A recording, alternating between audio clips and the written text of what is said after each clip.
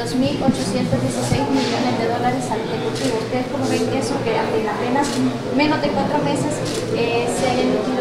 aprobado esa cantidad de deuda? Bueno, con preocupación, porque se trata de fondos públicos que ponen en riesgo pues la situación de todos y todas, en el sentido de que a mayor endeudamiento se limita la posibilidad de la ejecución de programas, proyectos en beneficio de la gente, y en el caso de los servicios públicos, programas, proyectos públicos, generalmente pues a quienes se ve afectados al limitar esos proyectos o programas es a la población más vulnerable. Es una dinámica irresponsable de endeudamiento, de mal manejo de los recursos públicos, de la poca capacidad de buena gestión y eficiencia de la gestión de los recursos públicos por parte de las autoridades, en este caso el gobierno actual y específicamente el caso del Ministerio de Hacienda. Creo que no es posible que sigamos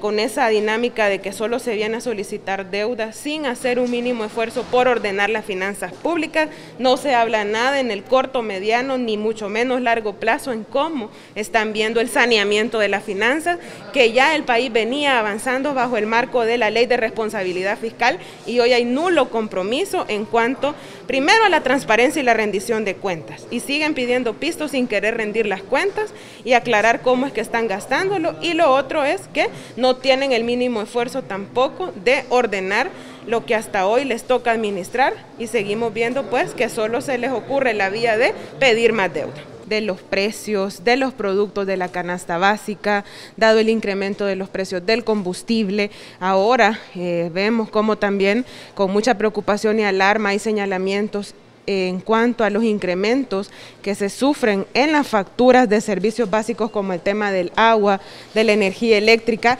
Esta mañana, junto a la compañera Dina Argueta, estamos presentando una iniciativa justamente en el sentido que esta Asamblea Legislativa recomiende a la Presidencia de la República el establecimiento de una disposición transitoria que permita la modificación del subsidio para el consumo de la energía eléctrica. Sabemos que en los últimos meses ha habido incrementos, uno reportado en el mes de abril, otro en el mes de julio, donde los rangos del incremento rondan desde el 19% y en algunos casos hasta el 31% de la factura, dependiendo de la empresa distribuidora. Y por lo tanto, siendo facultad propiamente del Ejecutivo, nosotros desde esta Asamblea Legislativa podemos hacer ese recomendable para que el gobierno emita esa disposición transitoria sobre la base del reglamento del Fondo de Inversión de Electricidad y Telecomunicaciones, que es el FINET, que regula justamente el tema del subsidio. Hay que recordar que actualmente el subsidio tiene un límite, ¿verdad?, que es a aquellas familias que consumen hasta 105 kilovatios por hora, y por lo tanto nosotros estamos pidiendo que esa base, ese techo del subsidio se incremente hasta 199 kilovatios. Cuando uno analiza los datos, tenemos en cuenta que justamente el consumo residencial de energía eléctrica supera el 90%, y de ese 90%, alrededor de un 60% es justamente quienes ahorita tienen un subsidio, que rondará ya por los 900,000, en este caso familias, pero se está pidiendo que se incremente para beneficiar a más familias que actualmente, por la fuerte crisis económica, están viendo afectado su bolsillo, y no vemos desde esta Asamblea Legislativa, y mucho menos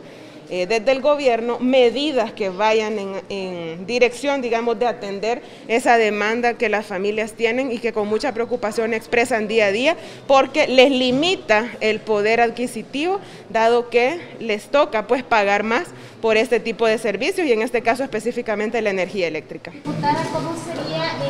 digamos, para financiar eso, o si se amplía la cantidad de personas que estarían siendo beneficiadas con el subsidio,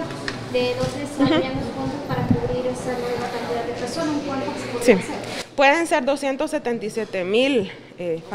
hogares más, familias más. El monto estimado ronda el 1.2 millones mensual, que requeriría unos 15 millones al año, sumándose a los que ya se, digamos, eroga para subsidiar la energía a las familias que actualmente están dentro del rango que establece el subsidio. Mire, ¿de dónde salen los recursos? Pues eso es algo que justamente el gobierno debe establecer de acuerdo pues a la disponibilidad. Los hemos visto como a esta Asamblea Legislativa han venido a pedir refuerzos presupuestarios, aduciendo un incremento en la recaudación de impuestos, dándole recursos en aquella vez, hace unos días, por 30 millones a Casa Presidencial, donde según ellos, y esas son las prioridades, porque es lo que vienen a pedir acá, daban dinero para publicidad, dinero para el organismo de inteligencia de Estado, es decir, son 30 millones que en ese momento asignaron a la Casa Presidencial, que bien hubiesen servido, en este caso que se requieren 15 millones, para subsidiar, por ejemplo, a las familias que consumen menos de 199 kilovatios por hora de energía eléctrica. Y que pueda reducirse el costo de los combustibles. ¿Esperaría usted que también se pueda retomar este tema? Lo presentamos también la tos. Bueno, la verdad es que, como también se decía, hemos venido en las últimas semanas presentando diferentes iniciativas, dado que el golpe a la economía familiar o el impacto ha sido y es bastante grande, específicamente sobre las familias más pobres y las que tienen menos acceso a diferentes bienes y servicios. En ese sentido, efectivamente hace algunas semanas presentábamos una iniciativa para exonerar, en este caso, el impuesto del IVA por compras menores de $40 en el tema de los combustibles. Sin embargo, hemos visto como ya una semana más ha habido un incremento y no ha existido voluntad de esta Asamblea Legislativa de querer estudiar esta iniciativa. Creemos que es importante también definir el tema de las prioridades en función de quién estamos trabajando y en función de quién estamos legislando. Hoy presentamos una iniciativa que busca también generar condiciones, sobre todo a las familias más pobres, ampliar el tema del subsidio a 277,000 familias en el país. Tiene a la base un tema de prioridades. Se va a necesitar 1.2 millones mensualmente, pero solamente el día de ayer ustedes sabrán que se aprobaron también un refuerzo presupuestario de $1 millón para la celebración del Bicentenario. Entonces hay que definir prioridades en el ejercicio del Ejecutivo y desde esta Asamblea Legislativa también. Hablamos de que estamos trabajando en función de las mayorías de este país, pero las mayorías están resintiendo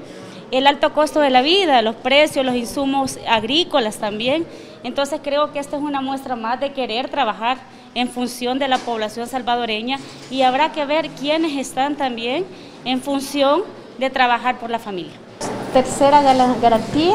que significa que es de respaldar deuda de Bandesal. ¿Cómo lo observan ustedes? Bueno, aun cuando se trate de justificar acá que la garantía soberana no es una deuda en sí, hay que traerle la claridad a la población que se trata justamente de la figura de ser fiador. Es decir, ahí todos y todas, porque todos aportamos para los recursos públicos, servimos de garantes o de fiadores ante un préstamo que hace una instancia como Bandesal. Yo creo que a estas alturas, donde incluso recientemente una calificadora de riesgo bajaba la calificación a Bandesal y señalaba con preocupación algunos elementos alrededor de esta banca de desarrollo de nuestro país, habría que tener a la base de la discusión, del análisis, elementos claros como cómo está la situación actual de Bandesal, cómo han administrado el tema del fideicomiso,